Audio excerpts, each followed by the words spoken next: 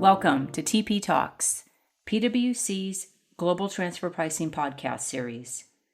My name is Dana Hart, and we welcome you to our next episode where we will discuss recent developments around domestic U.S. transfer pricing. For those listeners outside of the U.S. with operations in the U.S., you may find this discussion on state tax issues particularly enlightening. Let me introduce our speakers for today. I'm joined by Drew Kim. Drew is a state and local tax partner with PwC US. Jana Lessne. Jana is a transfer pricing managing director with PwC US. And Matt Lindeman.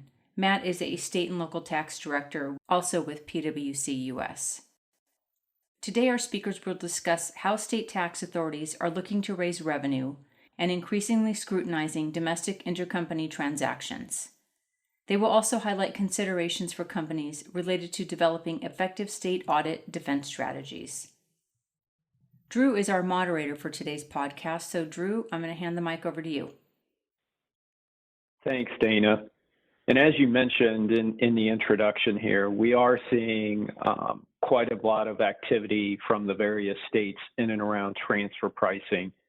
And I think typically when taxpayers hear the term transfer pricing, the initial thought is to think about international cross-border intercompany transactions. But from a multi-state perspective, our clients and taxpayers are really seeing transfer pricing become relevant across state borders as well. The state tax authorities are really stepping up their transfer pricing related activities, primarily due to a few different triggers, one being judicial and legislative activity that requires such a focus on transfer pricing. And then Dana, as you indicated, the states are continuously looking to raise revenue. And in doing so, they're turning to outside experts and resources to help train their audit staff on transfer pricing issues. And the states are also, especially over the last year or two, collaborating more with one another and trying to find ways to create efficiencies in the process, such as state APAs. And so in response to this, what we're seeing from our clients and taxpayers is a need for coordinated tax services across the various states, business-driven and sustainable planning ideas, as well as effective state audit defense strategies, which this is where we'll primarily focus on today during the podcast. Some may view the pandemic as having prompted this increased scrutiny of transfer pricing at the state level, but we've actually been seeing this activity well before the pandemic and in certain states going back as far as 3-4 years ago. So with that, Matt, I know you've been involved in a number of state audits involving transfer pricing issues. Do you want to start us off with an overview of the current landscape? Sure, Drew. We are seeing a significant increase in transfer pricing controversy among the states, including North Carolina, Alabama, Louisiana, and Indiana, just to name a few states. States are approaching transfer pricing in a different way now by looking to transfer pricing economists and other professionals to assist with their ongoing audits. Some states are entering into contracts with transfer pricing consulting firms to bolster their expertise, while other states have been creating dedicated transfer pricing audit teams to work in state audit divisions. States also have authority to share information through pre-existing information exchange agreements.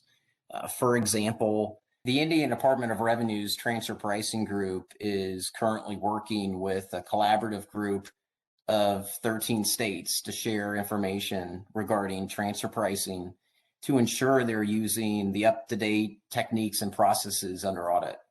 We've also seen states develop a number of different dispute channels businesses may evaluate in handling their transfer pricing controversy. One such channel is the state of Indiana's APA program. The Indiana APA program is modeled after the IRS's program and generally will cover 6 years or 2 audit cycles in addition to the current audit cycle. So in total, one APA may cover up to 9 taxable years. The APA program may be ideal for those taxpayers who are regularly under examination as a way to resolve that audit process in a more efficient manner. Taxpayers who are not under audit and taxpayers who are just in the beginning stages of their audit may request to participate in the program. And the first APA was executed back in 2020 with a corporate taxpayer. And we've seen additional interest from clients in participating, as well as hearing other states have interest in developing their own APA programs. Thanks, Matt. Jana, you're part of our National Tax Services team focusing on transfer pricing. What's your reaction to what you're seeing across the various states? Thanks, Drew. Yeah, just to follow up on what Matt was saying and what you were saying earlier as well. I mean, in terms of this burgeoning audit situation we're seeing with the states, many of them looking at transfer pricing as an issue to audit, at least the way they start the audits, the way they develop their positions, very much derives, for the most part, from the federal rules, meaning that they look at Section 482 and the regulations promulgated there under the Internal Revenue Code, and that's kind of their toolkit for developing the audits and raising the adjustments. So it's very much, in some sense, like a federal audit of a transfer pricing issue, but obviously the transactions, they're not cross-border, internationally, they're across state lines. And the states, however, are not, for the most part, they're just not as experienced yet as the IRS examiners. So in terms of how they look at 482 and the rules and how they apply them, in many ways, the good and the bad of it is that they're making the investment, they're trying to come up to speed. Training's a huge issue, but in many ways, it's baby steps in terms of helping the state examiners to understand, frankly, in some instances, how to use the tools correctly, how to develop a transfer pricing audit, how to apply these concepts that at the IRS level, or, for the most part, the rules of the road are very well defined. But here we find that, there's very much a conclusory jump in many ways to understanding a factual situation, to how they want to approach something from an economic situation. So it often requires a great deal of sort of pulling things back to a starting point to really understand the functional profile of the transactions in the correct way. And then from there to come up with the right, economic analysis to, address what's being raised in the audit scenario by the state examiners. Thanks, Jana. I think as we as state practitioners have seen throughout our careers is that the states have always been looking to generate revenue, and they've used other alternative methods in the past to look at intercompany transactions. And I think, Jana, you kind of touched a little bit upon this in terms of this being a new, avenue for the states, but maybe it makes sense here to kind of step back and talk a little bit around the motivation for the state taxing authorities and why are they focused on transfer pricing now. So Matt, you maybe want to share your thoughts and then we can turn it over to Jana. Yeah, sure. Sounds good. So we're seeing clients defaulting to simplistic application of transfer pricing methods using a basic version of a comparable profits method. And we've seen clients use an emphasis on ownership of physical assets as part of this simplistic approach, when there may be significant value in intangible property used by the business. We've also seen clients have a one-sided analysis and as a result may disregard the proper impact of adjustments on the counterparties to the intercompany transactions. And finally, I'm seeing reliance on outdated studies by clients. It's common to see clients using benchmark studies from more than a few years old. And when this happens, there is a strong chance of controversy under audit. Immediately comes to mind, this will raise various questions regarding the validity of comparable selections. States have been known to scrutinize many areas here, including the timeliness of the comparables, exclusion of loss-making companies, companies that may no longer be in business anymore, inappropriate adjustments that are made under the transfer pricing report, and then comparables being used from a point in time with different economic conditions than they are today. Yeah, and just to really reinforce your message, because it's absolutely correct. And it's something that, again, we've learned it more, historically through the international space, cross-border transactions, but also dealing with the IRS. And frankly, even a movement within the last few years for the IRS to really, push taxpayers to develop documentation that is more robust and less perfunctory, because it's some instances it's just devolved to that. Even on that level, it really is critical that on the state level too, that given this uptick in audit activity of transfer pricing, that taxpayers approach their documentation in a more robust, thorough, comprehensive way, so that from a protect and defend standpoint,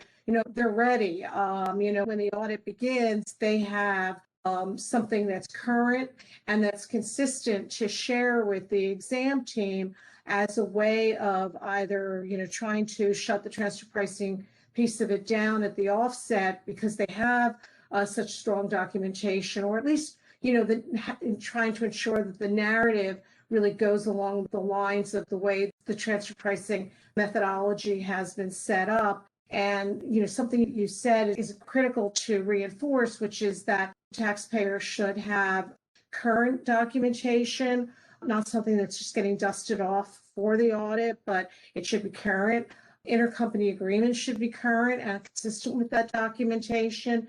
In fact, really all the pieces should be looked at regularly and come together to tell a consistent story in the way that the documentation ultimately supports. Again, the proxy for this, or the analog, is the federal transfer pricing audits, and the way we've learned over the last 30, 40 years, frankly, how to be prepared and how to approach them. It really is the same now with the states, with the understanding that I mentioned earlier, that with some of the states, they're really coming up to speed in some ways on their own in terms of how to perform these audits. So you have to work with them in terms of introducing and socializing concepts that may be very ordinary in the international realm, but are more novel concepts at the state level, particularly, I would say, around intellectual property and certain types of transfers,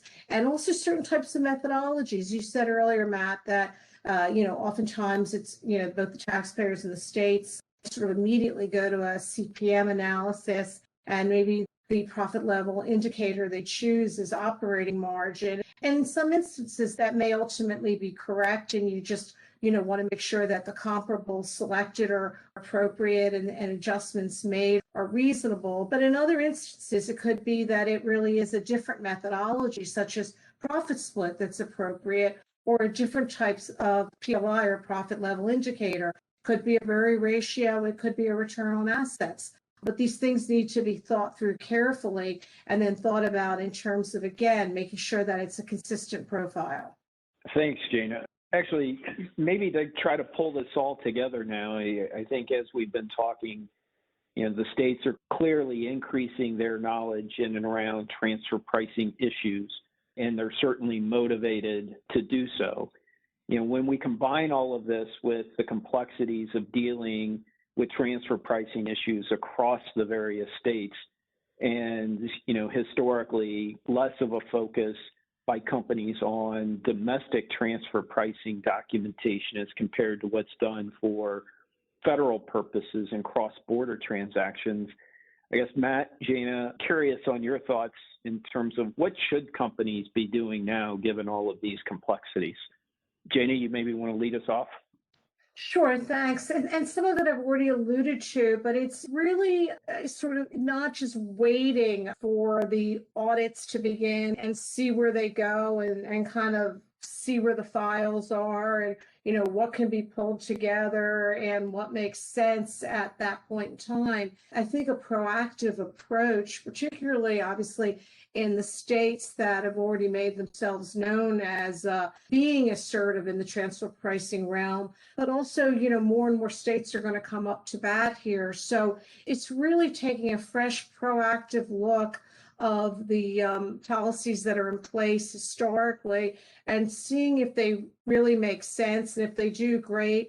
Then it's really, thinking about whether the support that exists is adequate, it's current enough, what can be done to make it more robust. But if it's not, if things have changed and the documentation that exists really doesn't reflect that, doesn't make sense anymore, really coming in with a fresh eye and preparing the right sort of defense files so that from an audit perspective, again, you're ready when the audit begins and you've got a very strong supporting documentation that you can bring forward to set the discussion up from the get-go in the right fashion rather than sort of starting on the defensive on your back foot. You're ready and you take it from there in terms of, like I said, either being able potentially to really shut down the audit of those issues because the taxpayers made its case, or at least, again, if the dialogue continues, to have it continue along the way that the taxpayer really has shaped up its policies and its methodologies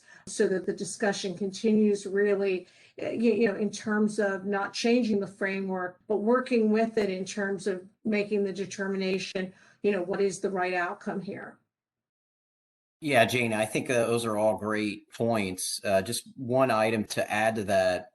In addition, I think corporate tax departments should keep up to date on changes to their business operations and structuring, which we're obviously seeing a lot of clients dealing with currently, reassessing their operations and how those integrate into their current structure. And with that, be prepared to respond to the extent the transfer pricing policies are impacted from those changes. And keeping current with the tax authorities' actions will help focus taxpayers' efforts in this area of staying on top of their transfer pricing. Thanks, Matt. Well, this has been a great conversation around a topic that companies clearly, from a state tax perspective, as well as transfer pricing, need to be focused on, as the states are certainly, as we've touched upon, getting much more aggressive in this area. I guess as we look to wrap up our discussion here today, would each of you mind giving maybe one or two quick takeaways? Yeah, sure, Drew. I can start. I think, as Jana pointed out, I think the general takeaway here is that businesses should evaluate their intercompany transactions in anticipation of potential controversy at the state level, and taxpayers should be prepared to provide contemporaneous documentation and files to support the arm's length nature of those transactions. They should be prepared to engage with the tax authorities to help them understand the functions that are ongoing and those relationships between the affiliated businesses. And finally, be prepared with responding to tax authority demands for additional information with various information requests and the like. Jana, I know you probably have a couple takeaways as well. Yeah, no, thanks, Matt. Yeah, one thing, and we've talked about it, but I just want to reinforce, which is that, at the end of the day, cases succeed or fail depending on their facts and the way, the facts are portrayed. So I think it's really critical that companies really do know their facts. And while it seems like it should always be the case, given the speed at which, businesses change, it isn't always true that all, the facts are known, or if they are, that again, they're not reflected necessarily in the correct way at all times in documentation, in agreements. So it's very important that the right factual story be known and be developed, before the audit. Ideally, again, the proactive approach is always the best one. Beyond that, I also just like to add that in terms of, ways of addressing these types of issues. We talked a little bit about, APAs. In this case, the analog IRS level would be a unilateral APA, meaning it's just between the taxpayer and the U.S. government, or the taxpayer, in this case, the states. We shouldn't be expecting bilateral APAs or multilateral APAs, or the Multi-State Tax Commission necessarily stepping in to come up with some sort of panacea to address these types of issues in a way that will allow for an outcome for multiple states through one process. So again, it will really require even more effort from taxpayers potentially to really manage this on a state-by-state basis. But given the increasing nature of these types of audits, the investments that the states are making to get better at these audits, the fact that they need to drive revenue through these audits, it is critical that the proactive approach be the one that drives these analyses and these processes, so that taxpayers are ready at the outset to tell their story to the tax authorities in order to really do as much as they can to, try to control and guide the audit process. Drew, Jana, and Matt, thank you for joining me today and sharing your insights. I also want to thank our listeners. If you have any questions about today's discussion, we encourage you to reach out to your regular PwC transfer pricing contact for immediate response. Thank you for listening and have a great day.